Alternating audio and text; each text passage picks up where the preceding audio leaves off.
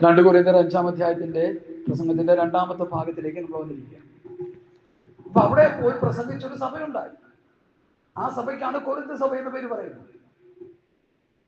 പാപം കൊണ്ട് നിറഞ്ഞു കിടക്കുന്ന പട്ടണത്തിൽ കർത്താവിന്റെ ശിഷ്യഗണങ്ങളെ പോയി യേശു ക്രിസ്തുവിനെ പ്രസംഗിച്ചപ്പോൾ, ഞങ്ങളോ ക്രൂശിക്കപ്പെട്ട ക്രിസ്തുവിനെ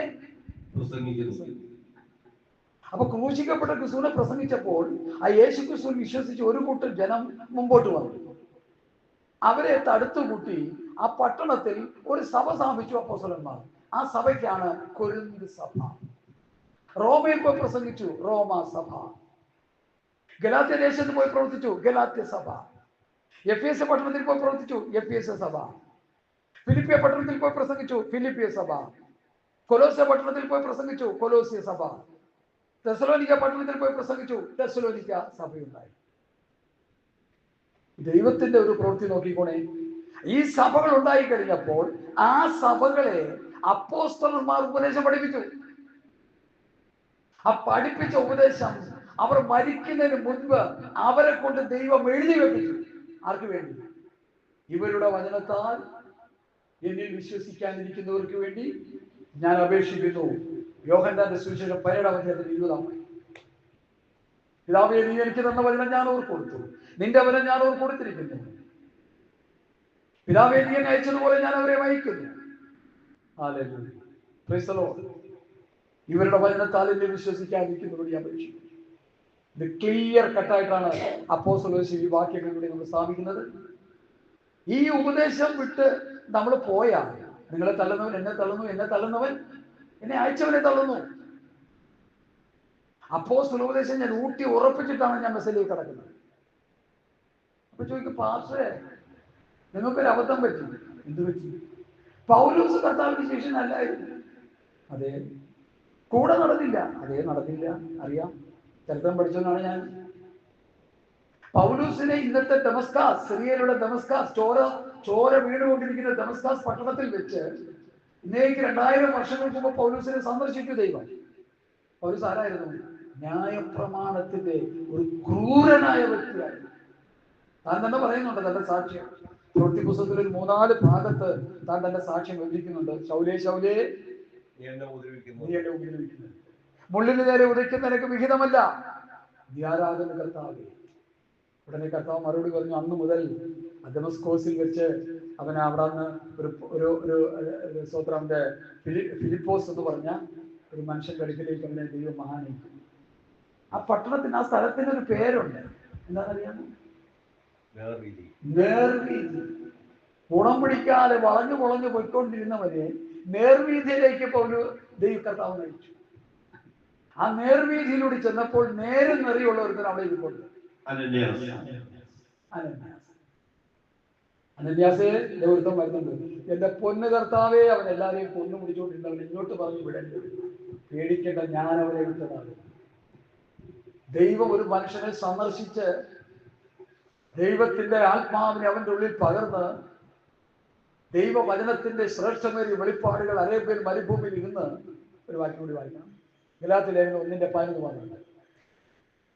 പൗലോസ് എങ്ങനെ പ്രാപിച്ചെന്നാ എല്ലാവരും ചോദിക്കും. കർത്താവിന്റെ ശിഷ്യന്മാർ കൂടെ ആണെന്ന് പ്രാപിച്ചു. പൗലോസ് എങ്ങനെ പ്രാപിച്ചു?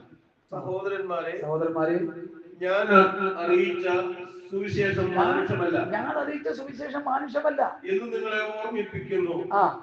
അത് ഞാൻ മനുഷ്യരോട് പ്രാപിച്ചിട്ടില്ല, പഠിച്ചിട്ടുമില്ല. യേശുക്രിസ്തുവിന്റെ വെളിപ്പാടിനാണ് പ്രാപിച്ചത്. ഇങ്ങനെ പ്രാപിച്ചവർ ആരുണ്ടെന്ന് സുവിശേഷം വലകിയ ഞാൻ കർത്താവിനെ പ്രാപിച്ചു. എനിക്കറിയാമില്ല. അതിലൊരു ദേവദാസനെ ദൈവം ഉപയോഗിച്ചു. ഞാനൊക്കെ ചെന്ന് ദേവദാസൻ വചനം പറഞ്ഞുകൊണ്ടിരിക്കുമ്പോൾ കേട്ടിട്ട് ഞാൻ പറഞ്ഞു, ദൈവം ഇതെന്താ ഈ വചനം? അയ്യോ, ഇതാണ് വചനം, പിടിച്ചെടുത്തോ. അപ്പോസ്തലന്മാരെ പ്രേരിപ്പിച്ച വചനം ഇതാണ്, ക്രിസ്തുവിന്റെ പ്രമാണം, ഇതാണ് ക്രിസ്തുവിന്റെ ഉപദേശം. അന്ന് മുതൽ ശിക്ഷപ്പെട്ട് 10-15 വർഷം ഏലിയാവിന്റെ പിറകെ ഏലീശ വെള്ളം ഒടിച്ച് നടന്ന പോലെ ഒടിച്ച് നടന്ന് ആ വചനത്തിന്റെ വെളിപ്പാടുകൾ ഹൃദയത്തിൽ കർത്താവ് തന്നു. ഒരു ഗുരുവില്ലാതെ ഒരു ശിഷ്യനില്ല. ഓർത്തോണം, കർത്താവായ യേശുക്രിസ്തു വന്ന ഗുരുവിന്റെ പിറകെ 12 മണ്ടക്കോ സ്വാമികളെന്ന് ലോകം വിധിയെഴുതുന്ന ശിഷ്യന്മാര് കൂടെ നടന്ന് പഠിച്ചു. അവർ ലോകത്തിന്റെ ഗുരുക്കന്മാരാക്കി. സൈമൺ സാർ ഇങ്ങനെ ഒരു പാട്ട് പാടി, നീചരായി ഗണിച്ചു നിന്ന പേത്രനാദിയായ ധീവരരെ ശേഷി കൊണ്ട് അലങ്കരിച്ചു, പരം പ്രേഷണം ചെയ്ത് അവനെ ഗുരുക്കളാക്കി. യേശുക്രിസ്തുവിനെ പ്രസംഗിക്കുന്ന ഗുരുക്കളാക്കി ചാള പിടിച്ചു കിടന്ന പത്രോസിനെ മാറ്റി, യോഹന്നാൻ, യാക്കോബ്, യൂദ, അന്ത്രോസ്, ആദ്യാവരെ മാറ്റി, പൗലോസ് ന്യായപ്രമാണത്തിന്റെ കൊലയാളിയായി നടന്നവനെ ദമസ്കോസിൽ വെച്ച് സന്ദർശിച്ച് ക്രിസ്തുവിന്റെ സാക്ഷിയാക്കി മാറ്റി. ഇതാണ് സുവിശേഷം. ബൈബിൾ കോളേജിൽ പഠിക്കുന്നതിന് ഞാൻ എതിരില്ല, ഞാൻ പഠിച്ചവനാണ്. ഞാൻ കർത്താവിൽ നിന്ന് പ്രാപിക്കുകയും നിങ്ങൾക്ക് ഏൽപ്പിച്ചു തരികയും ചെയ്തിട്ടുണ്ടെന്നാണ്. വളരെ ക്ഷീണിതനായിട്ടാണ് ഞാൻ ഇന്ന് പൽക്കാലം ഇവിടെ വന്നിരുന്നത്. പക്ഷേ ഈ ഒരു പുലിക്കുട്ടി പോലെ ഞാനിപ്പോൾ ഇത് അത്ര ബലമായി എന്താണെന്ന് എനിക്കറിയില്ല. എന്നെ ദൈവത്തിന്റെ ആത്മാവിനെ ശക്തീകരിച്ചു, ബലപ്പെടുത്തി. വചനം പറയാനായിട്ട് എനിക്ക് ശക്തി തന്നു, എനിക്ക് ബലം തന്നു, എനിക്ക് കൃപ തന്നു, എനിക്ക് ജ്ഞാനം തന്നു. പൗലോസ് പറയുന്ന പോലെ ഞാൻ ആകുന്നത് കൃപയാൽ. ഹല്ലേലൂയ. ഞാൻ വചനത്തിലേക്ക് മടങ്ങി വരട്ടെ. കൂടാരമായ ഭൗമ ഭവനം. ഹല്ലേലൂയ. കൂടാരമായ ഭൗമഭവനം അഴിഞ്ഞു പോയാൽ കൈപ്പണിയല്ലാത്ത നിത്യഭവനമായി ദൈവത്തിന് ദാനമായ ഒരു കെട്ടിടം ഞങ്ങൾക്ക് സ്വർഗത്തിലുണ്ടെന്ന് അറിയുന്നു. ഭൗമഭവനം, എർത്തിലി ഹൗസ്, ഈ ശരീരത്തെ ആക്കാൻ. പൗലോസിന്റെ ബോഡിയാണ് പൗലോസ് എടുത്ത് പറയുന്നത് കൂടാരം. പത്രോസ് പറഞ്ഞല്ലോ, എന്റെ കൂടാരം ഒഴിഞ്ഞു പോകാൻ അടുത്ത്. പൗലോസിന്റെ കൂടാരം, പൗലോസിന്റെ ശരീരം, പത്രോസിന്റെ കൂടാരം, പത്രോസിന്റെ ശരീരം. അവർ കർത്താവിന്റെ സാക്ഷ്യം തെളിച്ചിട്ട് അവർ മരണത്തിലേക്ക് കാലെടുത്ത് വെക്കാൻ പോവുക. അല്ല, പത്രോസ് എന്റെ നിര്യാണ കാലം അടുത്തിരിക്കുന്നു, എന്റെ കൂടാരം പൊളിഞ്ഞു പോകാൻ അടുത്തിരിക്കുന്നു.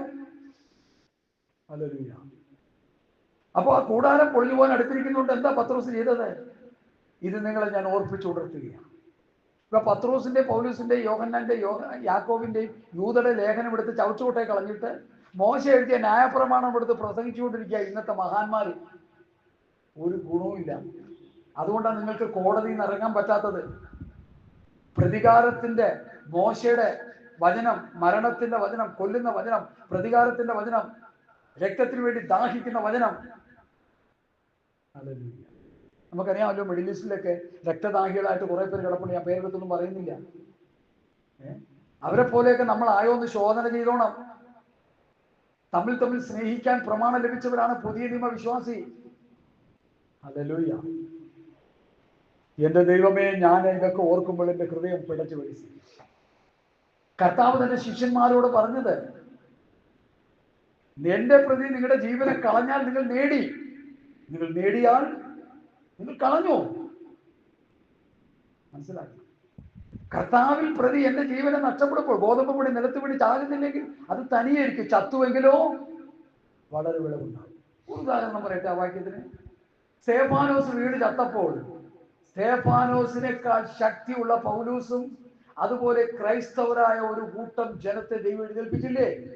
ഗോതമ്പ് മണി നിലത്ത് വീണ് ചാകുന്നില്ലെങ്കിൽ തനിയിരിക്കും, ചത്തുവെങ്കിലോ വലിയ വിളവുണ്ടാകും. കർത്താവിൽ പ്രതി ആരെങ്കിലും ഈ ലോകത്തിൽ നിന്ന് രക്തസാക്ഷിയായി മാറ്റപ്പെട്ടാൽ ഇതര മതക്കാർ ചിന്തിക്കും ഇതോടെ തീർന്നെന്ന്. ഇല്ല, തുടങ്ങുന്നതേ ഉള്ളൂ. അവിടെ ദൈവസഭയുടെ ഉയർത്തെഴുന്നേൽപ്പ് പൗലൂസിന്റെ പ്രത്യക്ഷതയോടാണെന്ന് പറഞ്ഞാൽ നിങ്ങൾ വിശ്വസിക്കുമോ?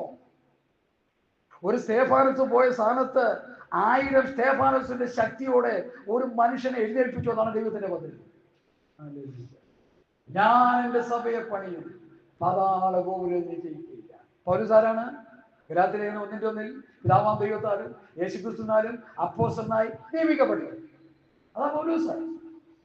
പിതാവും പുത്രനെ നിയമിച്ചു വെച്ചിരിക്കുക പൗലോസിനെ.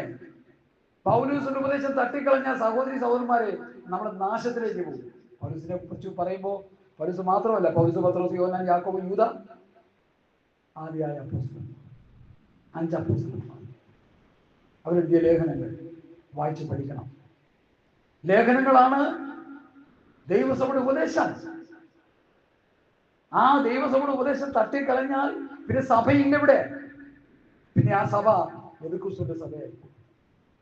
അതുകൊണ്ട് നിങ്ങൾ ധൈര്യത്തോടെ പ്രസംഗിക്കും. 25 വർഷം ന്യായപ്രമാണം പ്രസംഗിക്കടന്നവനായി പ്രസംഗിക്കുന്നോർത്തോളം. ഹല്ലേലൂയ. ഒരു സാക്ഷ്യം എനിക്കെതിരെ പറയുമ്പോൾ എഴുന്നേറ്റ് നിന്ന് അവനെ 2 കുത്തു കുത്തിയിട്ട് ഞാൻ ഇരിക്കത്തുള്ളൂ. വാക്കുണ്ട്. അതായിരുന്നു നമ്മുടെ പഴയ ശുശ്രൂഷ.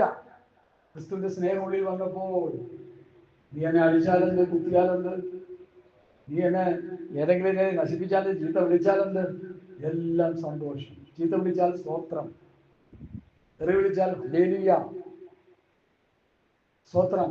നിങ്ങളെ തൊടുന്നവൻ എൻ്റെ കണ്ണിന്റെ കൃഷ്ണമണിയെ തൊടുന്നു, ഹല്ലേലൂയ. ഞാൻ വചനത്തിലേക്ക് വരട്ടെ. കൂടാരമായ ഭൗമഭവനം അഴിഞ്ഞുപോയാൽ, അതിന് ഇച്ചിരി തർജ്ജിമ പ്രശ്നമുണ്ട്. ഈ മണ്ണാങ്കട്ട കൊണ്ടാണ് നമ്മളെ ഉണ്ടാക്കിയത്. അപ്പോൾ അഴിഞ്ഞു പോകുന്നു എന്നതിനേക്കാൾ ശരിയായ ഒരു പദപ്രയോഗം വേദപണ്ഡിതന്മാർക്ക് കണ്ടുപിടിച്ചിട്ടുണ്ട്. അലിഞ്ഞുപോയി. മണ്ണാങ്കട്ട അലിയല്ലേ ചെയ്യും. ഒരു മണ്ണ് കുഴച്ചു വെച്ചാൽ അതിൽ വെള്ളം ഒഴിച്ചാൽ അത് അലിഞ്ഞു പോവുക ചെയ്യുന്നത്.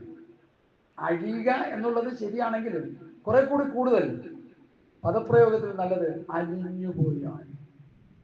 കൂടാരമായ ഭൗമഭവനം അഴിഞ്ഞുപോയാൽ, അലിഞ്ഞുപോയാൽ. അടുത്ത വാക്യം ഒന്ന് പറഞ്ഞ് വായിച്ചേ. എന്താ എന്റെ വാക്യം? കൈപ്പണിയല്ലാത്ത നിത്യഭവനമായി ദൈവത്തിന്റെ ദാനമായ ഒരു കെട്ടിടം ഞങ്ങൾക്ക് സ്വർഗത്തിലുണ്ടെന്നറിയുന്നു. മതി മതി, സ്വർഗത്തിലുണ്ടെന്നറിയുന്നു.